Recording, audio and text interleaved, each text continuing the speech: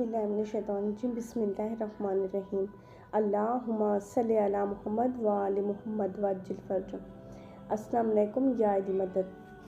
अक्सर औक़ात हसद करने वाले लोगों से दूसरों की तरक्की बर्दाश्त नहीं होती और दूसरों पर जादू तवीज़ात के ज़रिए बंदिश लगवा देते हैं, जैसा कि कारोबारी बंदिश, लड़कियों की शादी में रुकावट, औलाद की बंदिश वगैरह।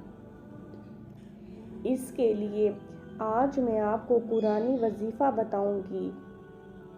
इस वजीफ़े के ज़रिए अल्लाह पाक से मदद मांगें, इंशाअल्लाह आपको निजात मिलेगी। हर किस्म की बंदिश दूर करने के लिए ये अमल लाजवाब है।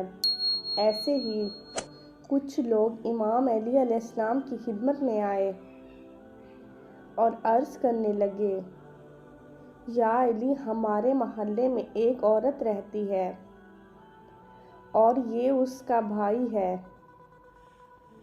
कुछ दिनों से वो औरत बेहद परेशान है। अचानक से उसके सर में दर्द हो जाता है, कभी उसके पाँव जलने लगते हैं और कभी कभार वो ऐसे तड़पने लगती है जैसे मछली पानी के बिना। बहुत इलाज करवाया लेकिन शिफा नसीब नहीं होती। आसपास के लोग कहते हैं कि इस पर काला इल्म, काला जादू हुआ है।